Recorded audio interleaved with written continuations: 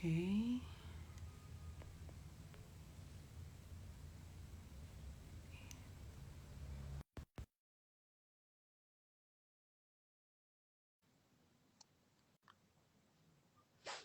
Hi everybody.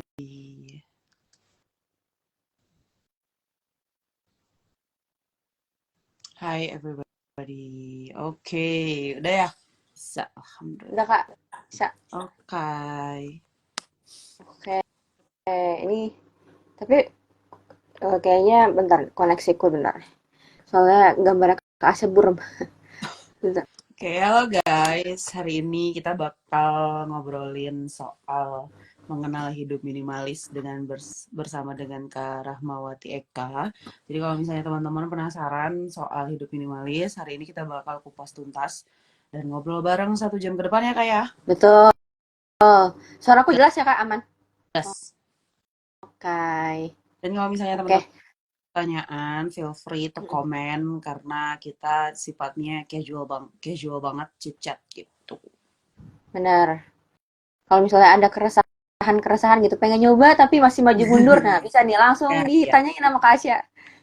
Oke Kak, mungkin bisa diceritain dulu nih Kak ke teman-teman gitu kayak background Kak Asya dan sehari-harinya tuh apa aja gitu. Oke, actually kalau misalnya saya itu sebenarnya orang kimia ya kayak. Saya orang kimia, cuman Mm-mm. berkecimpung di dunia marketing accidentally. Jadi Hmm. eh di dunia marketing itu aku sudah dari 2021 sampai sekarang. Dan itu tuh menangani agensi dan sekarang aku kerja full time di salah satu PT yang bergerak di bidang kecantikan. Hmm. Tapi bukan kayak brand yang suka didengar. Mm-mm. Kita masih develop gitu kan. Sehingga kenapa aku bisa ngobrolin soal minimalism karena secara psikologi dan juga marketing itu aku belajar gitu. Makanya Hmm. trik-trik marketing dan lain-lain tuh sebenarnya udah jadi makanan sehari-hari. Karena emang Hmm. hidup di dua dunia dan Kak Cynthia dari Live with Les pun sempat bilang, lu orang marketing tapi minimalis gitu. Gimana ceritanya gitu kan.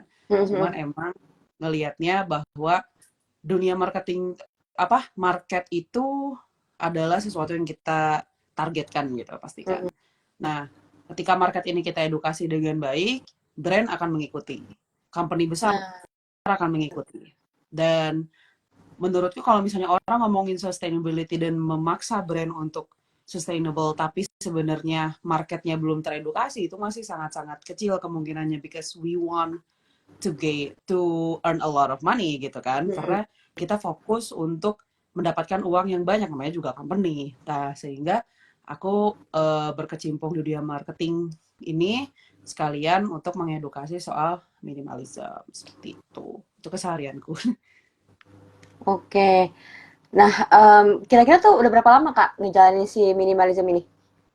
Sebenarnya ngejalanin dan berkenalan itu dari 2019, cuman ya seperti kita semua mengalami pandemi, dari Mhm. situlah mulai notice gitu perbedaan besar ketika hidup minimalis dan hidup biasa aja gitu sebelum minimalis karena pas kuliah tuh secara finansial memang lebih baik gitu kan. Mhm. Dari karena emang udah punya bisnis sendiri sehingga nggak apa ya nggak misalnya broke college student tuh nggak relate, Mhm. tapi dari situ ketika pandemi itu merasa down banget dan ngelihat sisa dari konsumsi aku 2019 ke Mhm. belakang tuh kok banyak banget gitu. Dan itu yang ngebuat aku ngerasa kayaknya apa yang gue inginkan dulu tuh bukan sesuatu kebutuhan. Mhm. Dan ketika pandemi yang emang mengharuskan kita di rumah, itu tuh menjadi salah satu eye opening juga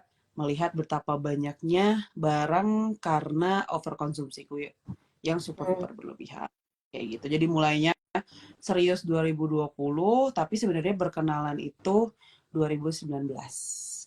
Mmm. Kayaknya 2020 tuh emang bener-bener mengubah hidup Betul, orang juga sih, betul banget. kayak saya 2020 juga aku, mulai jalanin minim sampah gitu. Jadi mulai Oh kayak iya, belajar iya. juga minim sampah iya gitu. 2020 tuh bener-bener kayak ngebuka, apalagi waktu itu aku ke-triggernya karena aku ngalamin banjir di 1 Januari 2020 itu tuh kayak Jabodetabek bener-bener dikepung banjir dan aku kayak ngalamin di saat itu tuh banjir gede banget di rumahku tuh sampai masuk ke rumah dan sampai selutut orang dewasa itu jadi kayak memantik gitu gila ya ini banjir segini aja tuh udah parah banget gimana yang banjir satu atap gitu yang wah itu capek banget sih ngurusin ngurusin ngebersihin rumahnya udah gitu mungkin ada korban jiwa dan lainnya jadi kayak mulai ada sesuatu yang harus dirubah nih dari habit gue yang selama ini salah gitu. Nah, so far nih Kak, udah kayak pengen 3-4 tahun gitu lah ngejalanin si minimalism ini gitu. Kayak mungkin di awal-awal tuh apa sih Kak kendalanya ngejalanin minimalism gitu? Kendalanya mungkin ini juga menjadi salah satu pematik aku bikin konten. Hmm. Karena minimalism itu divisualisasikan super duper estetik dan Mm-mm. unreachable gitu. Mm-mm. Jadi antara dia ekstrim banget atau nggak minimalis sama sekali. Dan itu yang ngebuat aku tuh melihat ada gap yang nggak realistik sebagai seorang perempuan, terus juga sebagai seseorang yang masih tinggal sama orang tua waktu itu. Mm-mm. Dan di bawah misalnya nih, bayangkan kalau satu orang tuh cuma punya satu satu baju cuma 10, terus juga apa namanya teh dekornya nggak ada gitu kan dalam rumah dan nggak bisa dia lebih ke arah frugal living jatuhnya Mm-mm. menurutku dia Mm-mm. ke arah frugal living terus memaksa bahwa dia tuh anti banget sama kehidupan di luar jatuhnya dan ngebuat si minimalism itu picture-nya tuh kayak lonely man gitu laki-laki yang Mm-mm. cuma tinggal sendirian dan ansos gitu sehingga kendala dulu waktu berkenalan sama minimalism tuh ya picture dari minimalis tuh cuma satu orang dan itu laki-laki white man gitu kan dengan standar yang menurut aku tuh gak reasonable gak, dan gak kalau misalnya dibilang gak hidup lah kalau misalnya gaya hidupnya kayak mereka. Nah itu yang Mm-mm. ngebuat aku tuh merasa kendala dulu merasa bahwa oh iya minimalis tuh bajunya harus sama, minimalis tuh harus minim banget pengeluarannya. Sementara kita perempuan, kita Mm-mm. suka sesuatu yang fashionable secara naluri. Dan aku tuh nggak mau hanya karena kita belajar untuk hidup minimalis tuh kita melupakan jati diri sebagai perempuan. Mm-mm. Apalagi Gen Z ini tuh super duper orang yang gampang mengekspresikan dirinya dengan minimalis yang super old 2016, 2015 tuh gak realistis dan malah membuat orang tuh skeptikal dengan kehidupan minimalisme. Padahal minimalisme tuh gak harus kayak gitu. Seperti Mm-mm. itu kendalanya. Mungkin karena belum belum paham secara utuh sebenarnya Ya, yang dimaksud dengan minimalism itu apa. Jadi kayak bayangannya tuh masa iya sih kita cuma punya 20 baju hmm, itu 20 baju itu pun juga kayak kayaknya gitu. udah semuanya gitu ya baju baju pergi, baju tidur, baju main, baju apa segala macam Iya, gitu. iya bener-bener. Oke. Nah, kalau dari sisi ini Kak, kayak mungkin kita ngomongin manfaatnya dulu deh gitu sebelum nanti ke langkah-langkahnya gitu. Manfaat apa sih Kak so far yang dialami atau yang dirasa ini sama Kak Asya gitu di dalam diri sendiri gitu? Kalau manfaat banyak banget. Sebenarnya kalau orang ngomongin minimalism pasti langsung ngomongin barang, Mm-mm. uang, kayak gitu. Kalau uang, alhamdulillah ya emang benar-benar membantu apalagi untuk generasi aku yang emang perintis. Jadi Mm-mm. hidup minimalis ini secara finansial super duper membantu untuk mereduksi pengeluaran sehingga aku bisa nabung dan akhirnya bisa menikah pakai uang sendiri. Gak minta ke orang tua. Terus juga apa yang diinginkan itu bisa dan kita tuh bisa memilih mana keinginan, mana Mm-mm. kebutuhan. Cuman yang paling kerasa sama aku adalah eh, perubahan aku memilih lingkungan aku. Dulu tuh aku ngerasa bahwa lingkungan itu sesuatu yang nggak bisa aku pilih. Tapi karena minimalism itu aku aplikasiin di hampir semua sektor, dan salah satunya adalah sektor pertemanan, itu tuh circle aku yang awalnya gede, nggak puguh gitu ya, bahasa Sundanya, sektor yang nggak jelas, circle-nya, jadi fokus ke orang-orang yang emang memberikan impact yang baik, vibes yang baik, terus juga emang orang-orang yang peduli, dan aku pedulikan. Dan itu membantu banget untuk menghindari toxic relationship sama kolega kantor, atau orang-orang teman kayak gitu. Emang kelihatannya kayak gue ngereduksi banget kehidupan pertemanan, circle networking gue, tapi secara self development itu malah membantu banget dibandingkan dengan aku pas kuliah yang emang punya akses gitu kan ke Mm, komunitas, ke himpunan. Aku ngerasa bahwa I gain a lot of self development ketika lagi kerja. Yang mm, anehnya itu kan kita nggak ketemu banyak orang secara gamblang gitu kan. Kita nggak ketemu himpunan, kita nggak bisa mengutarakan keinginan sebebas mahasiswa. Tapi malah disitulah self development aku tuh terbentuk sehingga mm, bisa memilih nih misalnya salah satunya kayak ngobrol sama orang-orang yang punya visualisasi kehidupan yang sama kayak Kak Rahmawati, terus juga aku bertemu dengan Kak Cynthia dari Life with mm, Les. Itu tuh dari minimalism itu sendiri mereduksi orang-orang yang menurut aku ini nggak sejalan tuh nggak harus toksik ya guys, mm, tapi nggak sejalannya tuh oh dia dia melihat dunia tuh bentukannya kayak selebriti, oh, emang gak relate sama gue dibandingkan mm, dengan mm, gue berusaha untuk dekat sama dia terus menyiksa diri sendiri. Ya udah, gue nggak apa ya nggak ngobrol, mm, gue cut aja. Dan itu yang ngebuat pertemananku tuh yang sedikit ini malah jadi lebih sehat. Dan menurutku itu manfaat yang paling besar dari minimalism. Cara kita memfilter orang, cara kita menentukan lingkungan, tempat di mana kita ingin hidup, itu tuh bisa diaplikasikan dengan minimalism dibandingkan dengan finansial yang emang udah pastilah gitu mah gitu kan. Karena kita jarang membeli sesuatu yang trendy, ya pasti kan secara finansial uangnya kekumpul. mm. Cuman bagiku tuh nggak, not everybody talk about it enough soal benefit dia mereduksi orang-orang sekitar gitu. Jadi ya kalau tadi setuju banget sih kalau kita ngomongin soal minimalism atau misalnya minim sampah udah pasti benefit yang paling bisa dirasain ya pasti finansial yang lebih hemat. Tapi selain itu ternyata ya itu tadi kalau kita ngomongin minimalism itu bukan cuma barang, bukan cuma kita lebih bisa mengontrol keinginan dan kebutuhan gitu. Tapi ternyata tadi Kasih juga ngerasain lebih bisa memfilter mana mana mana aja nih orang-orang yang punya ngasih impact positif ke diri sendiri sama lingkungan apa aja sih yang bisa kita masukin untuk kita berkembang ke depannya gitu ya. Oke, nah kalau misalnya di perjalanan kakak nih ngejalanin minimalism gitu, itu tuh langkah awal memulainya itu seperti apa sih kak? Kayak misalnya apa mungkin kayak kalau kita nonton dokumenternya Marie Kondo kan misalnya kita langsung uh, misalnya kita pengen memfilter barang-barang ada di kamar gitu, kita langsung keluarin semua barang-barangnya di kasur gitu, atau ada cara-cara lain yang dilakukan sama Kasya gitu. Kalau aku tuh dulu mulai dari no buy, Hmm. jadi no buy month. Jadi bukan kayak no buy challenge yang 1 tahun, Hmm. tapi aku meminimalisir barang datang dulu. Karena emang mulainya dari barang. Yang kedua, jujur kalau misalnya kayak Marie Kondo, kayaknya aku nggak punya waktu. Sehingga jadinya aku lebih ke arah misalnya kalau lagi siap-siap buat ke kantor, oh ya ternyata baju ini nggak kepake sama aku dipisahin. Jadi lebih ke arah mengaplikasikan minimalism itu dalam kehidupan sehari-hari.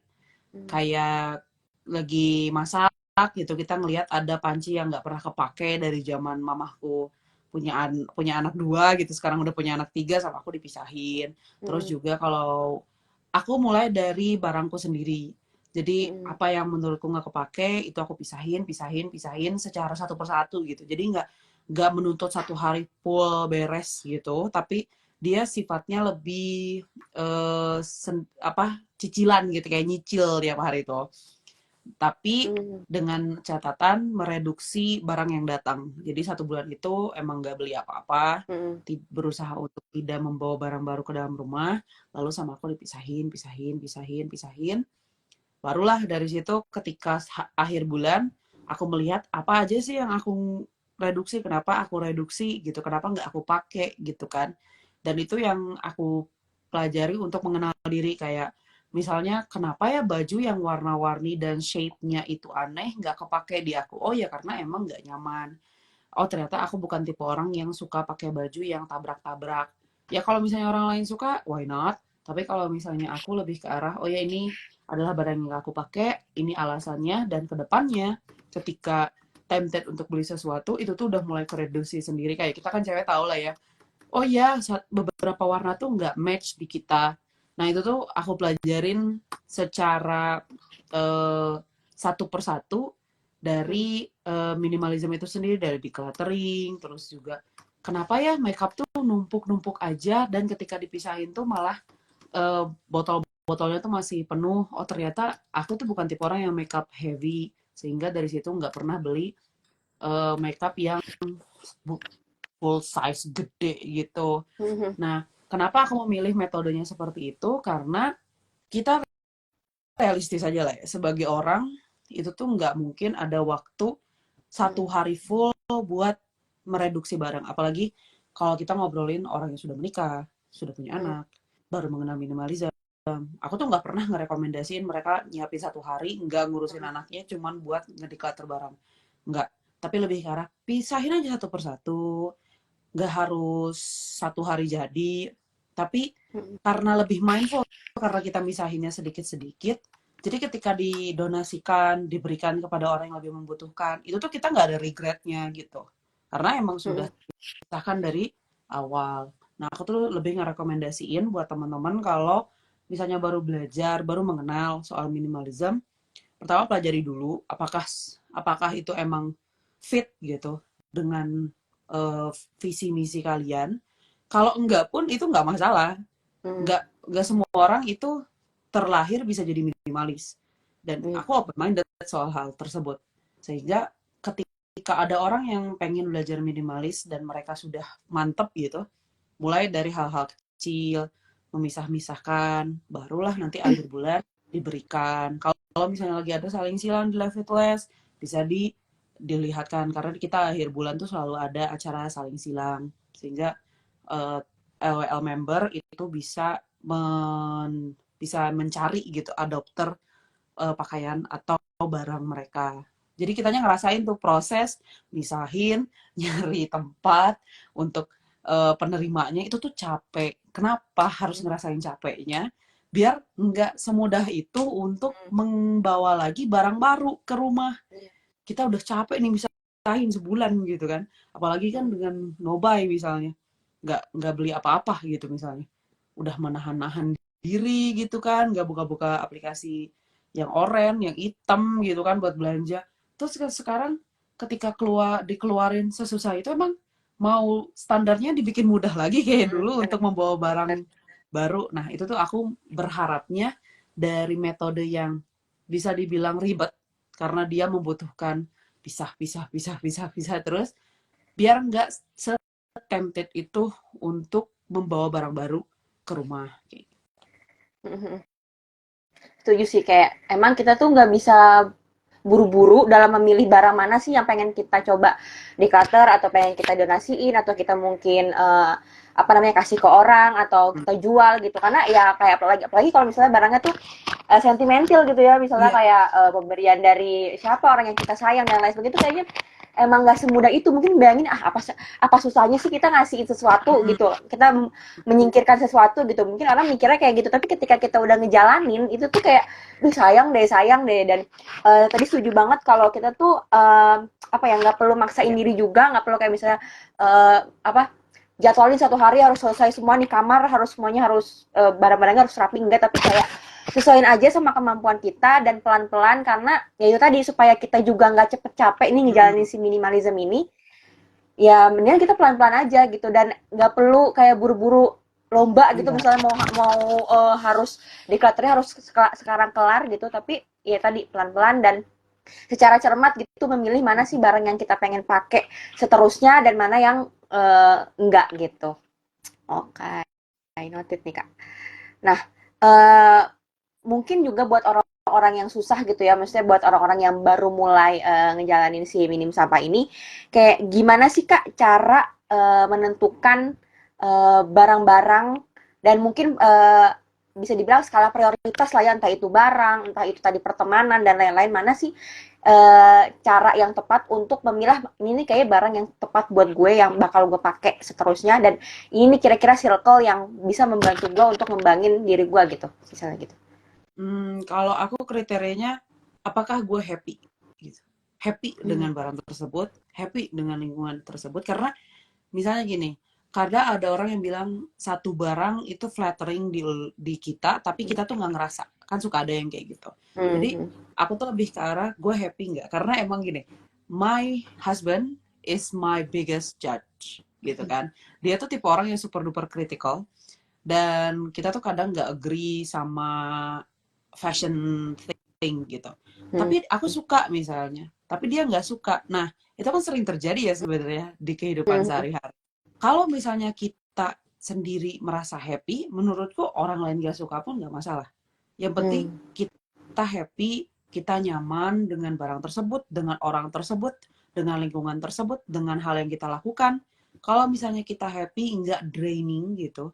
Dan ketika kalau misalnya teman-teman ngerasa, tapi gue nggak tahu ketika gua pakai, gua berada di sana, gua nggak tahu kalau gua happy atau enggak. Nah, berarti itu tuh sebenarnya antara kita nggak mengenal diri kita sendiri atau emang Hmm. udah nggak cocok, tapi kita denying gitu. Hmm. Kayak misalnya ada satu kerjaan yang dia tuh bagus banget gitu kan secara salary, tapi kita tuh draining banget. Datangnya tuh kayak udah pengen nangis rasanya kalau pengen ke sana. Ya, menurutku itu udah red flag banget, Hmm. tanda bahwa lu tuh nggak cocok gitu di sana.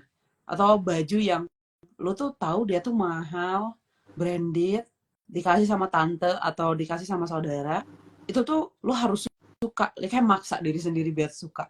Sebenarnya Hmm. ketika kita memakai sesuatu tuh kita udah tahu kayak kita tuh suka atau enggak. Kita suka nggak ya? Kalau suka pakai, kalau enggak say no gitu. Dan sesimpel itu sebenarnya ketika kita menentukan apakah barang tersebut tuh pas, fit Hmm. gitu buat kita atau tidak. Tuh, jujur aja sama diri lu seneng gak sih? Kalau lu nggak Hmm. seneng, berarti emang nggak cocok gitu. Iya, benar Kayak benar gitu. benar. Mungkin kalau kayak kita ikutin kayak Marie Kondo kan pernah bilang kayak mungkin dulu kalau misalnya masih ragu nih sama barang ini gitu bisa didiemin dulu nih Ya atau bisa bisa. dipisahin dulu gitu kan. Bisa. Terus misalnya 6 bulan atau berapa bulan sekali dicek dulu nih kira-kira beneran butuh atau enggak. Kalau emang beneran nggak butuh ya udah disingkirin. Tapi kalau misalnya emang masih butuh ya udah dimasukin lagi ke tempatnya gitu. Dan tadi aku juga setuju banget kayaknya tuh minimalism juga membuat kita tuh jadi mengenal diri kita sendiri gitu kayak misalnya apa sih yang kita suka apa sih misalnya style berpakaian kita tuh sebenarnya kayak kayak gimana sih gitu misalnya oh ternyata tuh gue tuh lebih suka baju-baju yang warnanya netral-netral aja nggak suka yang mencolok-mencolok misalnya gitu nah itu kita banyakin tuh pakaian-pakaian yang bajunya apa yang warnanya netral gitu sedangkan yang berwarna-warna mungkin bisa punya beberapa aja gitu jumlahnya kayak gitu. Nah, tadi ngomongin soal ini Kak, tadi kan Kakak sempat share kayak pengalaman gimana nih ngejalanin si minimalism itu sama suami gitu. Suami sempat nggak punya perbedaan lah gitu terkait sama fashion gitu. Nah, kalau untuk komunikasi sama orang tua dulu sama dan pasangan gitu yang biasanya memang nggak mengenal konsep minimalism itu gimana sih Kak triknya mengenalkan ke mereka gitu mungkin dijelasin dulu ke kayak ke orang tua gimana dan ke pasangan gimana karena pasti cara komunikasinya beda nih sama dua pihak ini gitu. Oh iya. Kalau aku tipe orang yang gini, jadi lebih ke arah kayak agamamu ya agamamu, agamaku gitu loh. Jadi Nah, awalnya tuh aku nggak mengenalkan mereka soal minimalism hanya karena aku kenal soal minimalism. Tapi hmm, aku tuh kayak menjadi example karena aku belajar dari mungkin karena aku orangnya kinestetik banget, hmm, sehingga aku tuh kalau belajar sesuatu tuh harus ada contohnya, dicontohin hmm, dan aku aplikasiin dulu. Dan itu yang aku aplikasikan sekarang sama orang tua. Kalau orang tua dulu memang konsumtif banget hmm, karena kita pengusaha sehingga punya nih akses barang yang lumayan besar. Nah, jadi ketika aku hidupnya lebih minimalis tuh aku mulai dari pindahan lah, ngomongin pindahan. Ketika aku setelah nikah tuh aku pindah dan aku pindah cuma bawa satu koper hmm, carry on hmm, gitu, and that's it. Orang tua tuh kayak nih anak emang emang freak karena ruangannya tuh selalu kosong dan bersih. Tapi mama nggak nyangka se-freak ini gitu. hmm, Sampai dia mau pindahan aja cuma bawa segini doang gitu. Aneh. Cuman hmm, lama kelamaan karena mungkin dia juga ngelihat bahwa anak gue bisa bayar nikahannya sendiri itu dari mana. Padahal UMR Bandung tuh nggak gede-gede banget. Project dia juga nggak sering-sering banget. Dan aku tuh tipe orang yang refuse to work on the weekend. Jadi kan Hmm. logika orang tua kan, nih anak dapat duitnya dari mana? PNS bukan gitu kan? Nah, Iya. dari ya pasti ngomongnya gitu, PNS bukan, dokter bukan gitu. Heeh. Tapi kok bayar nikahan bisa, kalau misalnya butuh apa-apa bisa, sehingga orang tua tuh yang nanya sendiri, lu gimana cara untuk mengelola uangnya? Kan Heeh. nggak diajarin sama orang tua. Karena orang tua juga punya pengalaman masalah soal kredit. Heeh. Itu yang aku ingat banget pas kecil, mobil hilang, toko usaha hilang, itu tuh karena kredit. Jadi aku tuh bilang aja, aku menerapkan hidup yang lebih sederhana, yang lebih minimalis gitu. Dengan mereduksi expenses aku, terus juga memilih mana yang kebutuhan, mana yang keinginan, dan tidak Hmm. memaksakan lifestyle gitu. Nah, mulai dari situlah orang tua juga melihat ketika ini aku udah pindah ke rumah suami, mereka nanya tuh, ini baju mama kebanyakan deh. Kayaknya kamu bisa bantuin mama untuk milah-milahin karena Hmm. kamu juga suka mendonasikan barang gitu kan Hmm. ketika di rumah. Suka ngasihin barang atau enggak ada barang yang aku kirim gitu karena dia ada adopternya. Sehingga orang tua mengenal karena orang tua kita boomer itu tipe orang yang narsistik. Iya. Kalau misalnya kita ingin pakai omongan, kita kayak menggurui dan mereka Bener. paling nggak suka digurui Bener. gitu kan. Jadi susah susah banget untuk ngasih tahu orang tua kalau kitanya menggurui. Tapi kalau misalnya Hmm. mereka udah lihat hasil dari gaya hidup kita, mereka pasti kok bisa gitu. Hmm. Perasaan gaji lu nggak segede itu gitu. Umur masih Hmm. muda gitu. Apa yang lu lakukan dan tidak saya lakukan gitu. Hmm. Mulai dari itu. Kalau suami lebih karena emang karena sudah mengenal aku minimalis, dia sebenarnya nggak minimalis. Jadi Hmm. kalau misalnya kita jalan-jalan, itu pasti suami itu belanja. Dan aku tuh bukan tipe orang yang memaksakan, ya kamu nggak boleh lah, aku kan hidup minimalis, aku kan kreator gitu kan, kreator minimalis Hmm. gitu. Tapi kelihatannya aku tuh kayak wadul gitu kalau bahasa bahasa bahasa bahasa Sundanya tuh kayak bohong kayaknya sama orang-orang gara-gara kalau kamu aku biarin belanja terus ya nggak masalah Hmm. menurutku.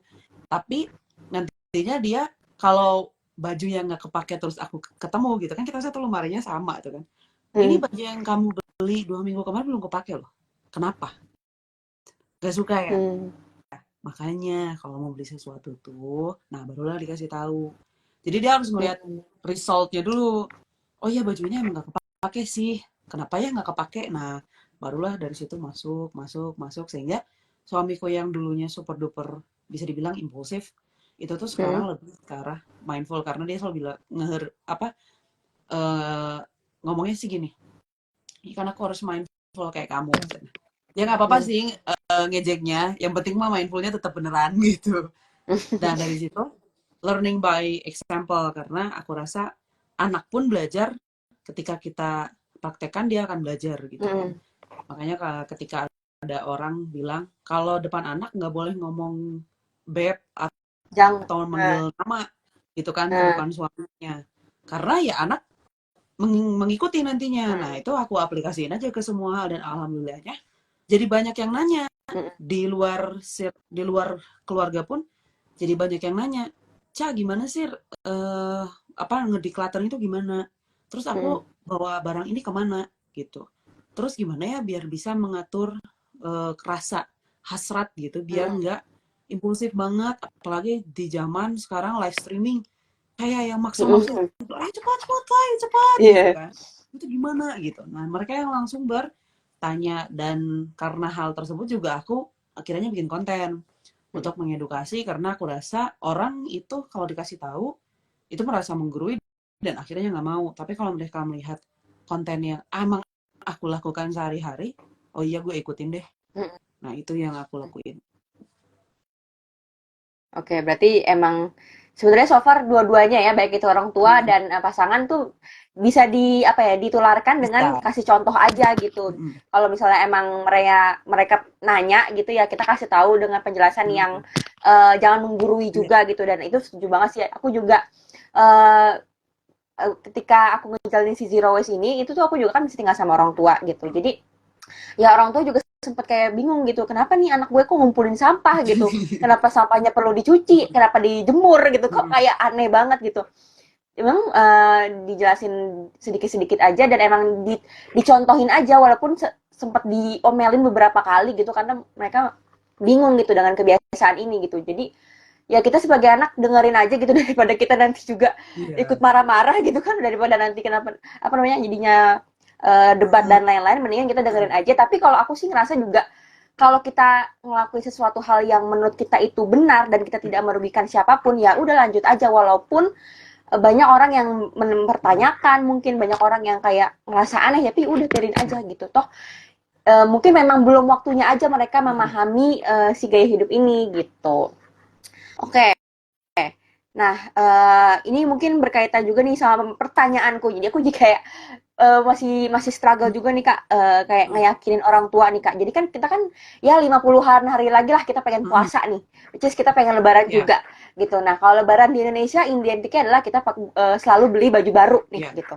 Nah, kebetulan aku tahun kemarin tuh lebaran tahun kemarin tuh udah berhasil sebenarnya meyakinkan orang tuaku untuk nggak beli baju baru. Oh iya. Tapi itu tuh juga perlu perlu struggle gitu. Maksudnya kayak diomongin berulang-ulang gitu karena orang tuaku tuh khususnya ibuku gitu ya kayak ngerasa kamu kan perempuan gitu. Perempuan tuh yang dinilai ya penampilannya gitu. Kenapa sih harus nggak beli baju? Kok toh kamu juga ada uangnya gitu. Kenapa Mm-mm. harus nggak beli baju gitu? Udah apa ya dijelasin berkali-kali gitu, akhirnya sih bisa mengerti gitu. Cuma beberapa minggu yang lalu tuh ibuku sempet nanya lagi kayak kamu tahun ini nggak mau beli baju lebaran lagi gitu. Terus aku bilang enggak ah karena masih masih banyak kok baju-baju yang bagus gitu.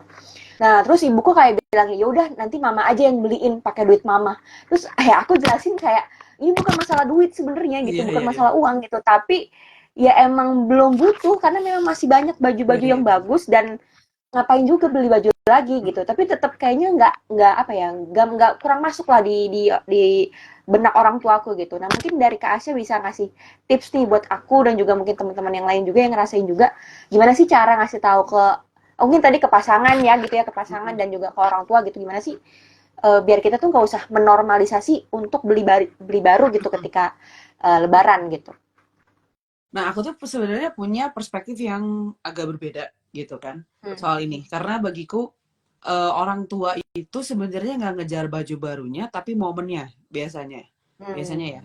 Jadi aku tuh punya perspektif di mana ya udahlah kalau misalnya mereka mau ngasihin eh, baju pun, yang penting Hmm. baju baju itu bisa nantinya kita salurkan lagi. Tapi orang Hmm. tua belum tentu tahun depan masih ada. Itu tuh perspektif Yes. pertama aku begitu ya. Hmm. Mereka apalagi kalau ditawarkan itu tuh opsinya antara menerima ataupun kalau menolak pun aku lebih ngajak dress code-an. Jadi kan Hmm. kalau dress code tuh dia sifatnya nggak harus beli baru, yang penting warnanya sama gitu Hmm. kan. Dan itu tuh bisa dirembukin karena aku tuh pengalaman juga ngadepin dress code-an itu ketika nikahan sepupu suami. Itu Hmm. tuh karena keluarga besarnya itu kompak banget, Hmm. jadi kita yang menantu tuh ikut gitu. Dan aku tuh nggak bisa nolak ketika disuruh dress code, apa bikin apa kalau kata kita teh fitting baju kan kalau di Jawa Barat tuh kan bikin baju tuh sering banget gitu kan. Hmm. Beda sama aku yang orang Padang kayak kita tuh bisa pakai baju yang sama berkali-kali, tapi kalau kebetulan suamiku orang Sunda tuh seneng bikin baju. Ya nggak bisa Hmm. nolak. Sehingga ketika dibikin tuh benar-benar fit style aku. Biar Hmm. nantinya bisa kepake. Jadi nggak kepake cuma sekali. Dan setelah itu, ketika mereka pengen bikin acara lagi, akulah yang tiba-tiba bilang, udahlah daripada beli baju baru, mending kita dress code aja. Hmm. Kalau dress code kan pakai yang ada dan Hmm. nggak ngeluarin uang. Nah, barulah, oh iya ya, mending dress code aja ya, gitu kan. Mungkin salah satu opsinya adalah dress code. Yang kedua, kalau misalnya memang menolak, ya katakan saja menolak dan kasih apa namanya tuh pengertian kayak kita tuh sedang berusaha untuk mereduksi sampah karena barang yang dibeli dan lain-lain. Dan jangan tapi jangan berekspektasi orang tua itu bakal langsung ngerti gitu. Iya. Mereka nggak hidup di zaman dimana itu tuh mungkin bagi mereka pas seumur kita tuh beli baju tuh susah banget, sehingga Iya bener. mereka merasa bahwa nah iya bu, kenapa ya orang teh dulu mah beli beli beli baju teh susah, harus ke pasar, harus ke Mhm, kota gitu. Sekarang tinggal pesen doang, mending gak mau gitu kan. Udah deh, mhm, akhirnya mama beliin. Nah, aku tuh lebih setiap ada yang nanya, Kak, kalau misalnya aku dikasih baju sama mama, tuh gimana ya cara nolaknya? Nah, aku mhm, mau pertanyaannya balik, kenapa ditolak gitu? Jangan ditolak gitu. Karena mhm, baju itu bisa banget kita kasih ke orang lain. mhm, Yang dimaksud sama orang tua itu bukan bajunya, kasih sayang dia ke kita gitu. Jadi sama aku memang sengaja, aku tuh nggak punya baju yang bisa dibilang buat nikahan. Sama aku, mmm, pure itu dibiarin untuk orang tua ngasih ke aku baju yang pasti kan bajunya pasti baju-baju yang bisa dipakai ke nikahan lah ya. mhm, Sehingga aku nggak pernah beli baju untuk ke nikahan. Semua baju nikahan aku tuh semua pemberian orang tua. Karena balik lagi kalau kalau misalnya emang umur orang tua ternyata sudah habis, baju itu yang mhm, akan menjadi kenangan kita gitu. iya, Jadi nantinya bener, jatuhnya jadi kayak sentimental item. mhm, Cuman mhm, balik lagi, ada keadaan orang tua atau keluarga yang apa-apa tuh dress code kayak kayak misalnya keluarga suamiku gitu kan. mhm, Apa-apa tuh bikin baju gitu kan, orang orang Bandung pasti tahu lah, apapun acaranya, mau kita dekat atau enggak sama keluarga intinya, kita bikin baju gitu. Sehingga sama aku diminimalisirnya dress code gitu. Tapi kalau misalnya orang tua spesifikannya spesifiknya aku lebih ke arah ya udah, kalau mau ngasih silakan gitu. Mau ngasih mmm, silakan. Kalau misalnya nantinya udah terlalu banyak, barulah nanti aku misalnya tawarkan ke temanku, terus tawarkan juga ke orang-orang yang memang membutuhkan, karena aku sering keluar kota dan kadang aku suka bawa gift gitu mhm, buat orang, misalnya buat buat mereka yang nyambut dan lain-lain, aku suka kasih gift baju, aku kasih tahu itu kan itu baju aku gitu kan, cuman ini kayaknya nggak kepake di aku, kayaknya lucu di kamu, mau nggak? Kalau nggak mau juga nggak apa-apa gitu, mmm, sama aku dikasih. Itu yang ngebuat aku tuh apa namanya tuh merotasi barang tersebut. Jadi solusinya dua, solusinya tiga, ya berikan pengertian yang super duper halus dan mungkin bisa berkali-kali. mhm, Yang kedua, tawarkan untuk dress code sehingga ibu nggak apa-apa beli baju baru gitu, sesuai dress code kita gitu, nggak apa-apa. Aku mmm, pakai pakai baju yang aku aja. Gitu.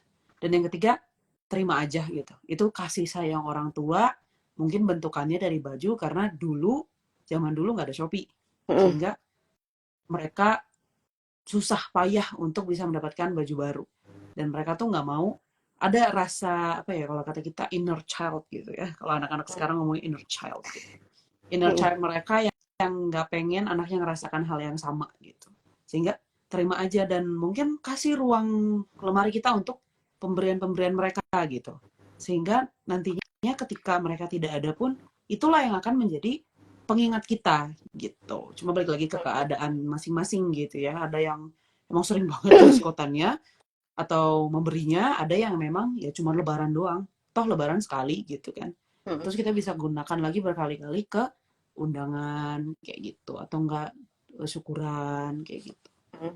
Jadi mungkin kayak make sure kalau misalnya memang pengen dibuatin baju atau misalnya mau Hmm, dibeliin baju itu tuh pastiin bisa dipakai untuk berbagai ya kesempatan gitu ya. gitu. Sehingga ya nggak cuma dipakai sekali terus langsung Mm-mm. dibuang atau dikasih ke orang atau apa gitu, tapi pastiin itu bisa dipakai berkali-kali di berbagai kesempatan. Kayak misalnya menarik juga tuh yang kontennya Kak Cynthia Mm-mm. gitu ya, yang apa namanya, baju baju Ya, nikahan bisa dipakai buat datang ke ya acara kayak gitu, gitu. terus baju tunangan dipakai buat nge-event juga, itu kan kayak jadi inspirasi juga gitu. Oh ternyata tuh Mm-mm. emang kalau misalnya nikahan tuh kayaknya bisa deh dipakai berkali-kali baju gitu, nggak harus kayak yang bener-bener mewah megah gitu, jadi kayak bingung sendiri gitu kalau misalnya cuma dipakai sekali doang gitu. Bener-bener bener. Setuju, sepakat. Oke gitu. Eh mungkin juga yang banyak nih orang pengen tahu gitu nih Kak. Kayak apa? gimana sih cara ngontrol diri sendiri Hmm. untuk nggak gampang berbelanja, misalnya apalagi kalau ada misalnya tanggal kembar gitu, atau misalnya ada event Natal atau tahun baru, itu kan pasti banyak tuh e-commerce yang ngadain sale besar-besaran gitu. Supaya gimana caranya kita tuh bisa mindful gitu dalam berbelanja, kayak misalnya oke boleh berbelanja tapi ya bener-bener pastiin kalau belanja itu ya sesuai dengan kebutuhan kita aja, nggak Hmm. mentang-mentang diskon ya udah kita beli gitu tanpa tahu kita benar-benar butuh atau enggak gitu.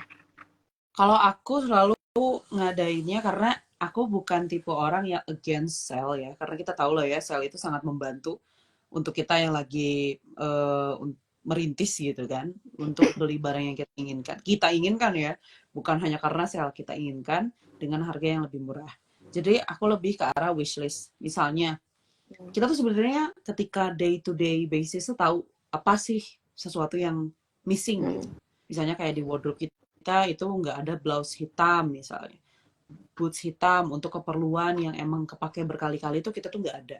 Biasanya sama aku ditaruh di wishlist dan Hmm. searching brand yang emang eh, aku incer gitu. Brand Hmm. misalnya kayak aku tuh suka banget sama brand yang namanya Dan Blank. Dia tuh kualitasnya bagus sama Echinos gitu kan. Nah, dia tuh jarang banget kan mengadakan sale-sale kayak gitu. Sehingga sama aku ditaruh di wishlist, ternyata ketika kemarin Desember mereka ngadain sale yang cukup cukup besar gitu dengan barang yang emang aku incar. Jadi intinya adalah kita add wishlist dulu dan research apa sih sebenarnya yang kita cari.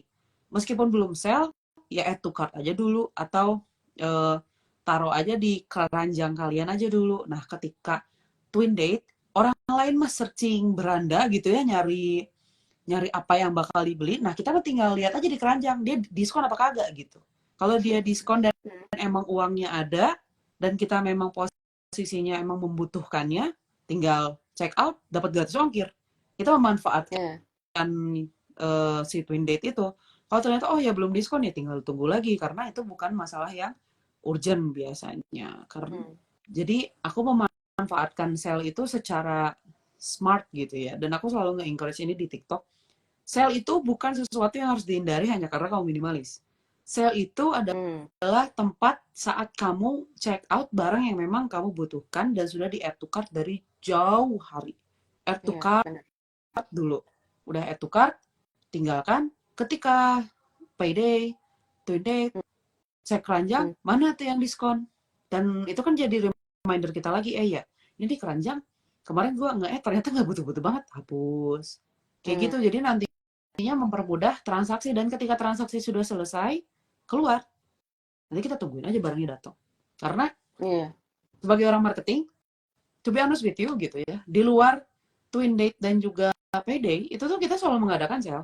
Jadi apa Benar. yang Anda dapat di Twin Date dan juga Payday itu sebenarnya bisa didapatkan di tengah-tengah bulan karena waktu itu buyer lagi rendah. Gitu. Ini Hmm. aku ngasih tahu aja.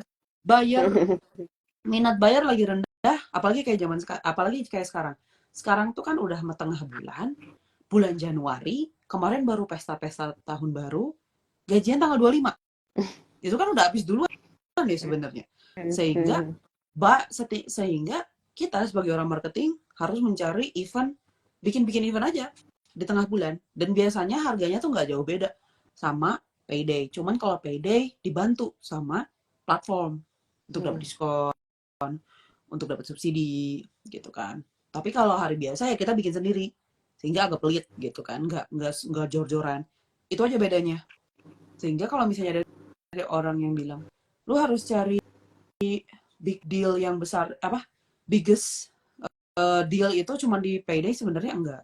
Orang marketing itu tinggal Hmm. muter-muter harga doang, tinggal diputar-putar aja harganya. Kapan aja ketika demand market kecil ya kita kita diskonin sehingga demand market naik lagi, ngejar target bunda gitu kan. Itu aja intinya, sehingga lebih ke arah uangnya ada enggak. Ini yang selalu Hmm.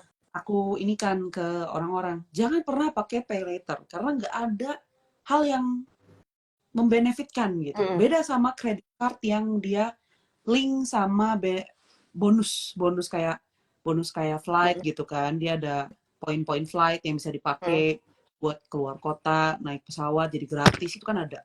Kalau pay later platform itu enggak. Mereka cuman memanfaatkan psikologi kita karena dia diskonnya lebih Mm-mm. gede. Padahal diskonnya juga kalau dihitung-hitung cuma beda 1.000 2.000 dari diskon bank transfer. Itu tuh banget, sayang banget. Karena BI checking kita jadi jelek karena mungkin kita terlalu banyak pakai pay later dan bayarnya agak nyot-nyotan gitu kan. Iya, Ya, nunggak gitu ya, atau lama gitu enggak ya. gitu kan. Hanya karena sel-sel tadi yang kita tuh tidak Mm. mindful gitu, tidak add wishlist dulu.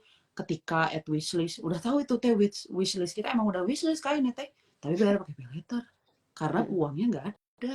Tapi pengen kan sell gitu kan. Iya.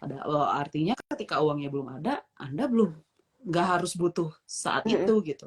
Karena pay later tuh nggak ada keuntungannya sama sekali. Kalau credit card, gue ngerti lah. Credit card itu dipakai apalagi sama bisnismen itu kan biar dia dapat credit Mm. points untuk bisa Mm. flight, makan di restoran, ada lah gitu. Ada benefitnya meskipun ada beberapa orang yang merasa bahwa benefitnya tidak setara dengan resiko. Tapi menurutku lebih mending itu daripada pay later di platform. Mm. Dia nggak ada benefitnya sama sekali.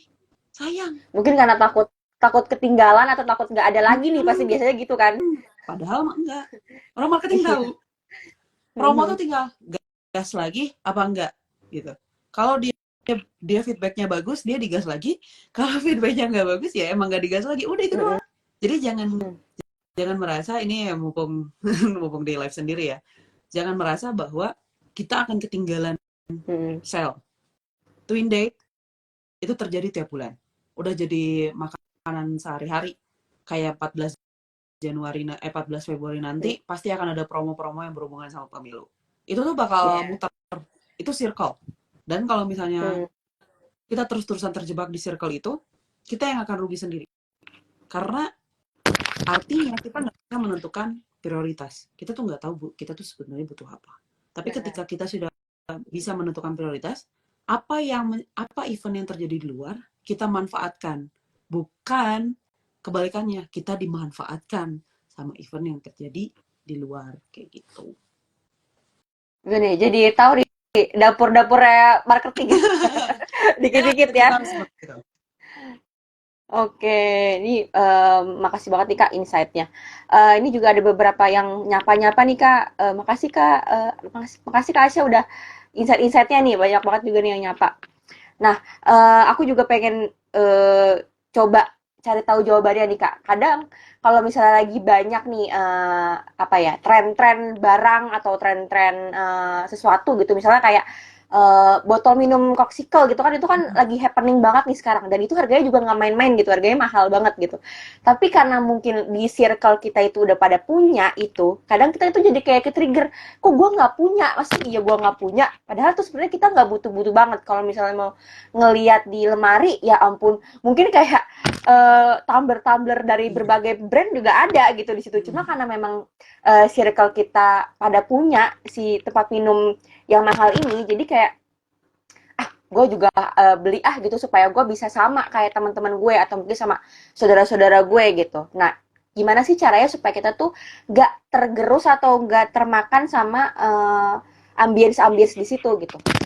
Nggak biar nggak Hmm. boros dengan membeli sesuatu hal yang sebenarnya nggak penting buat kita juga gitu. Kuncinya memang sudah Kak Rahmawati bilang, kita Hmm. membeli sesuatu yang nggak penting banget, tapi kita ngejar gengsi. Dari statement itu aja, kita tuh udah tahu sebenarnya itu tuh nggak penting. Hmm.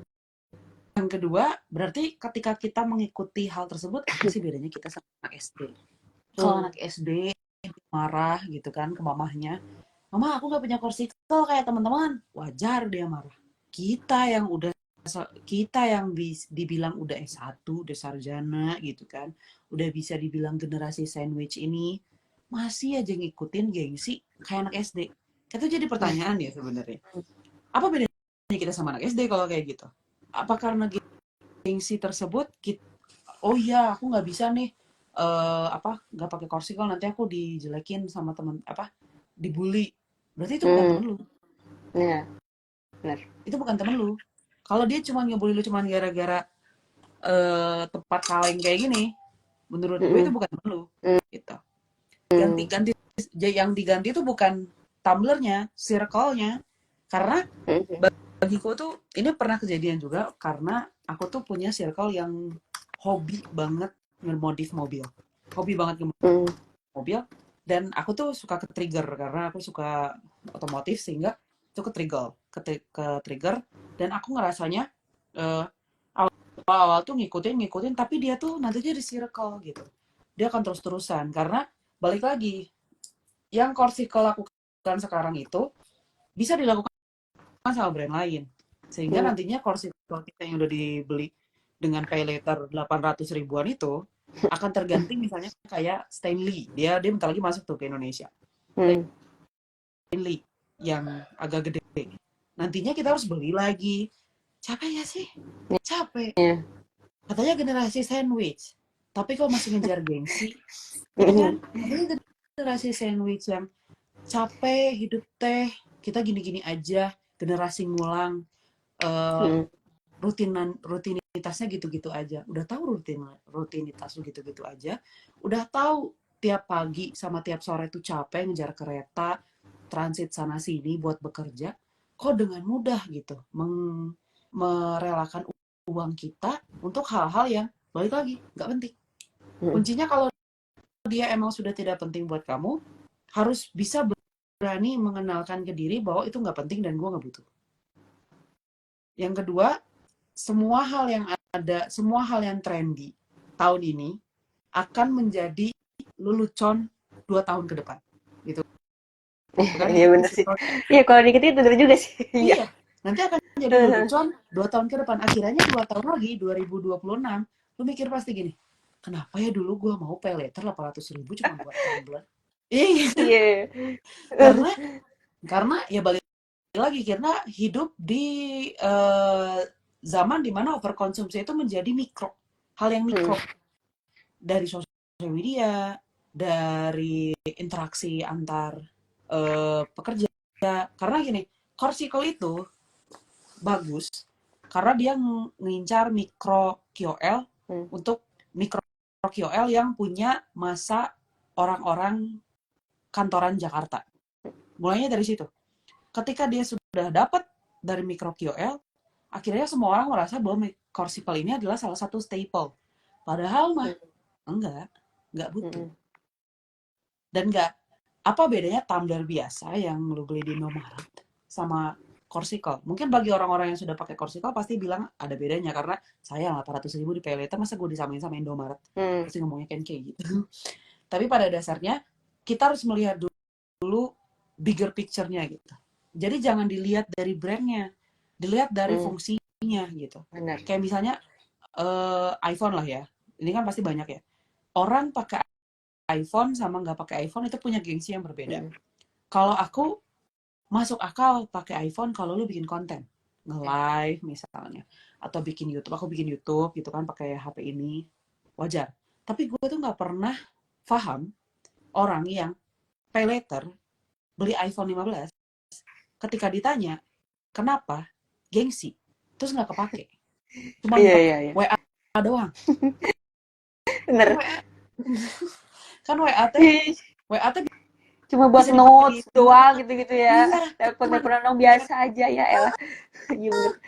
terus kayak kamera, biar kamera belakangnya tuh kelihatan paling baru, udah aja begitu doang. 2 tahun lagi Iya. harganya kayak iPhone 11 sekarang, 10 juta. Hmm. Bener. Jadi apa yang anda butuhkan? Itu cuman kemakan gengsi doang. Dan dilihat bigger picture-nya, ya 2 tahun lagi juga gue bisa beli iPhone 15 di harga 10 Hmm. juta. Kenapa harus Hmm. sekarang gitu? Jadi tolong jangan termakan di gengsi seperti anak SD. Jadi kalau misalnya udah mulai panas tuh, ingat aja anak SD. Masa gue sama kayak anak Bener bener. SD?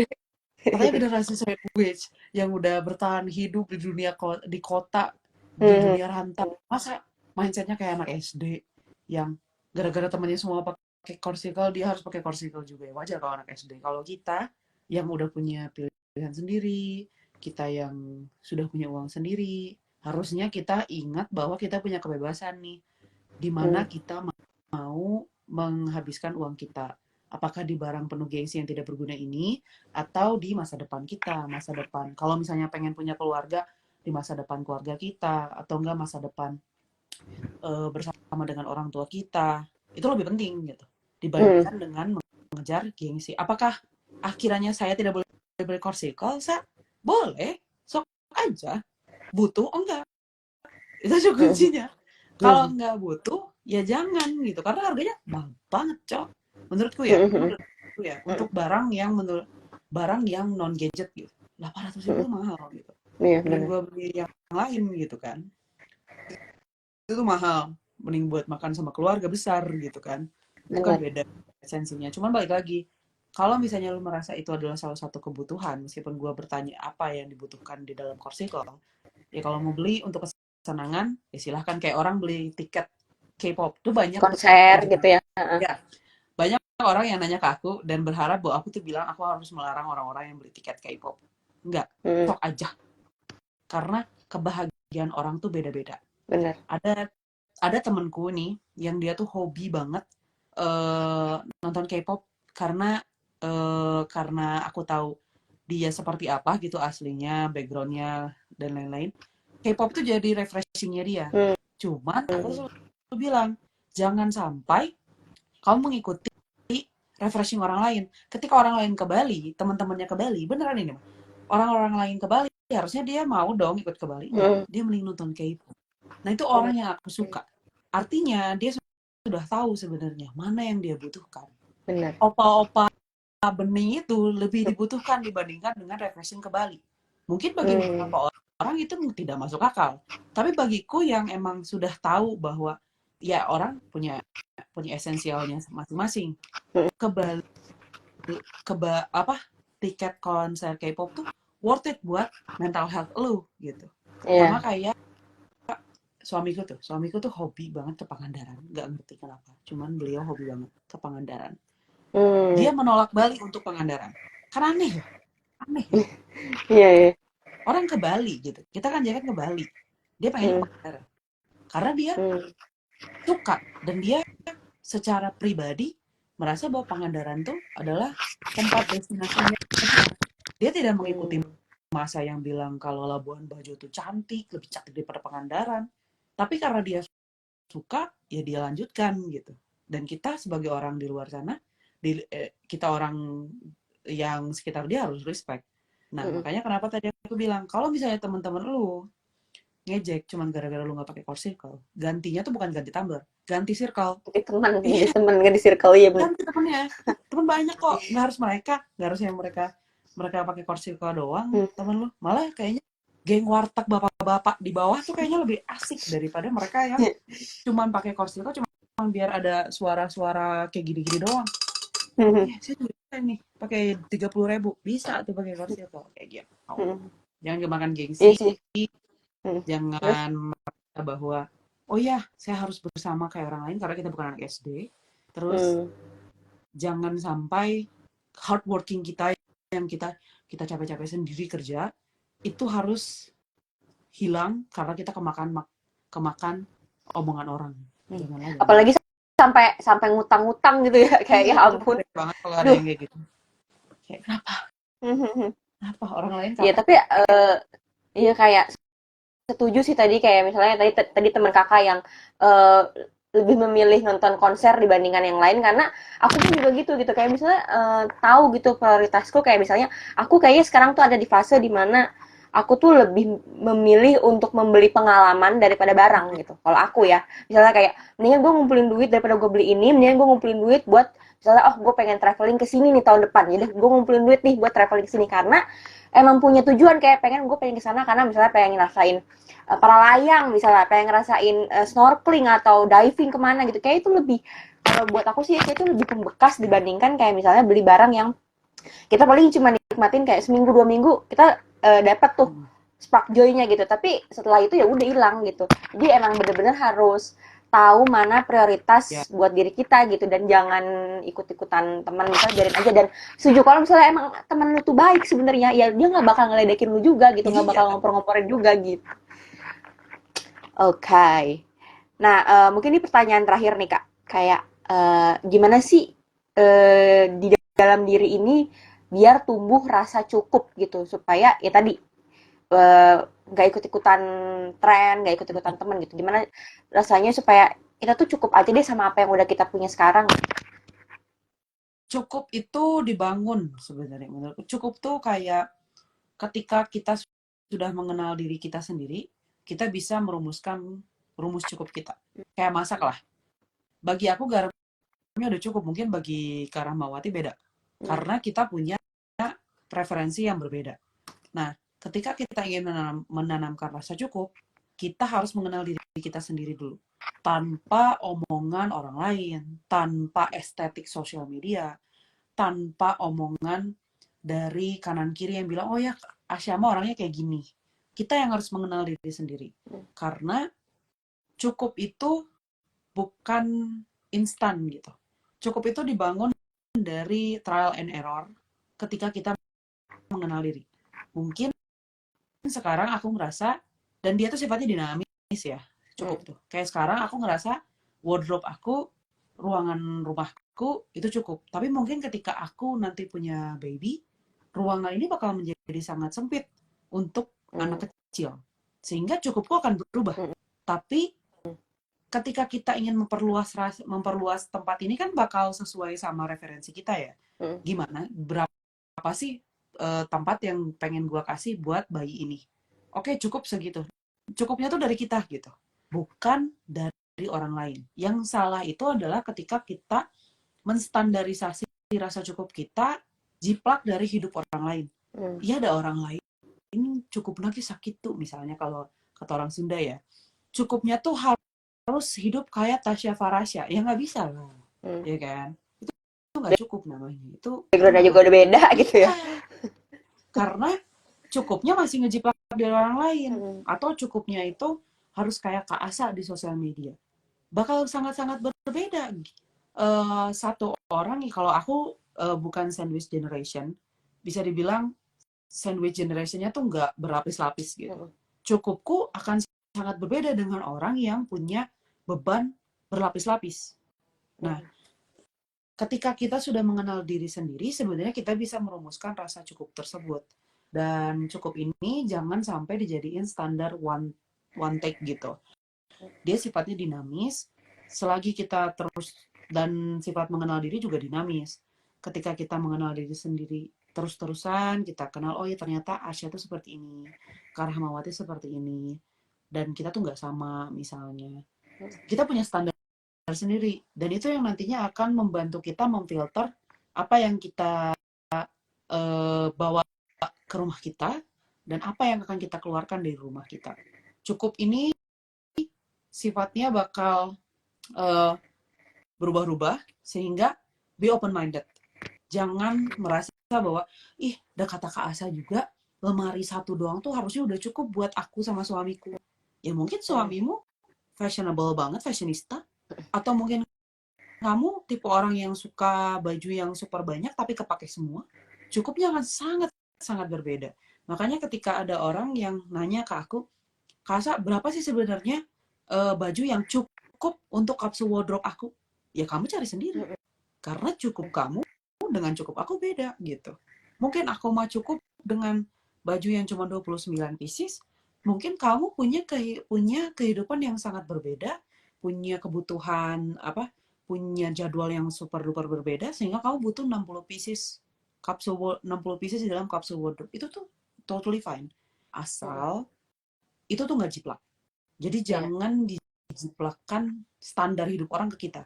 Karena beda gitu. Saya belum punya anak, suami saya anak tunggal, sehingga kita tuh nggak punya lungsuran kanan kiri dan lain-lain.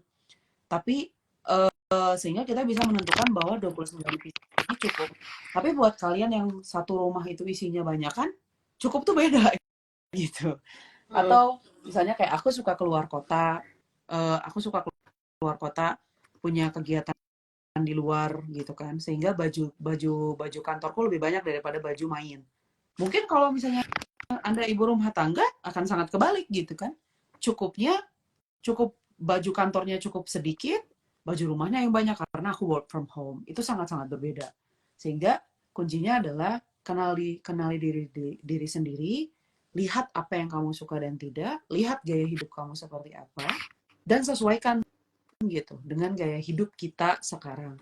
Dan lalu jangan pernah mengambil inspirasi dari Pinterest, dari sosial media secara bulat-bulat, tapi filter. Hmm.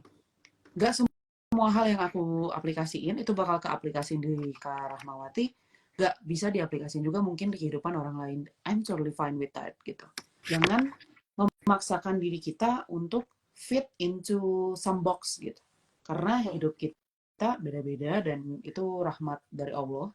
Sehingga kita harus merumuskan cukup kita dari lifestyle kita. Dan ini nggak boleh banget menjiplak. Nggak boleh banget melihat example terus ditelan bulat-bulat kayak gitu. Mungkin kalau misalnya ada gitu orang yang ngefans banget nih sama influencer tertentu gitu, misalnya dia juga minimalism gitu, terus dia bilang kayak, iya aku cuma punya baju 30 gitu, terus kita jadi pengen ikut-ikutan, ih gue pengen kayak dia, gue pengen punya baju 30 juga, ya itu jangan juga gitu, Iya, harus jangan. diliatin juga, harus dilihat juga kondisinya sendiri itu kayak gimana gitu, kesukaannya kayak gimana, dan juga tadi semuanya kayaknya berkali-kali juga Kak Asya sering bilang kayak kita harus kenalin diri sendiri, kita tuh seperti apa gitu. Jadi kayak coba rasain gitu dan ngomong ke diri sendiri kayak sebenarnya tuh gue tuh butuhnya apa sih gitu, gue sukanya apa gitu, misalnya tadi dicari style sehari-harinya tuh seperti apa, style ngantor gue kayak gimana gitu, style kuliah gue kayak gimana bajunya dan lain-lain, supaya ya kita nggak ngikut-ikutan orang dan apa ya, kita punya punya style sendiri gitu, jadi nggak sama antara satu dengan yang lainnya. Bener sih, setuju, sepakat sepakat. Oke, makasih banget nih Kak Asya udah sharing-sharing 1 jam lebih nih ya, ngomongin soal minimalism. Ini keren banget, aku dapat banyak insight juga dari pengalaman Kak Asya nih jalanin minimalism. Kalau aku sendiri sih jujur belum terlalu Ya. minimalis-minimalis banget gitu ya. Kalau misalnya masalah barang tuh masih kayak declutter juga paling kayak sebulan sekali atau maksimal banget tuh 3 bulan sekali, apalagi kalau misalnya pengen ikutan kayak acara bersalin silang gitu, kayak baru baru itu deh kayak declutter gitu, kayak itu acara-acara kayak gitu sebenarnya ngebantu banget sih buat lihat lagi nih apa sih yang barang yang kita punya di kamar kayak atau di mana gitu. Makasih banget Kak Asya, sehat-sehat terus. Semoga nanti kita bisa ketemu secara langsung ya Kak, Ya, kalau ada event-event lainnya gitu.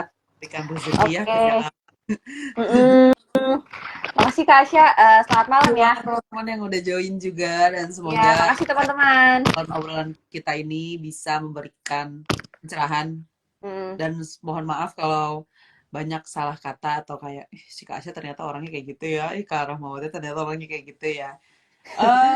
Iya ya. Ini namanya juga casual ya, casual talking. Hmm. Jadi kalau misalnya teman-teman ada pertanyaan, itu bisa banget nge-DM kita berdua. Hmm. Kalau misalnya ada pertanyaan soal minim sampah, zero waste, karena aku juga belajar banget soal zero Hmm. waste, itu bisa langsung ke Kak Rahmawati Eka di IG-nya, jangan lupa follow. Dan kalau misalnya teman-teman mau belajar soal minimalism, itu bisa langsung lihat konten-konten aku, konten-konten David Les, itu kita sharing insya Allah tiap minggu pasti ada insight-insight baru kayak Hmm. gitu. Oke, selamat malam nih Kak Asya. Semoga sehat-sehat selalu ya. Sehat-sehat ya. Malam. Bye. Bye.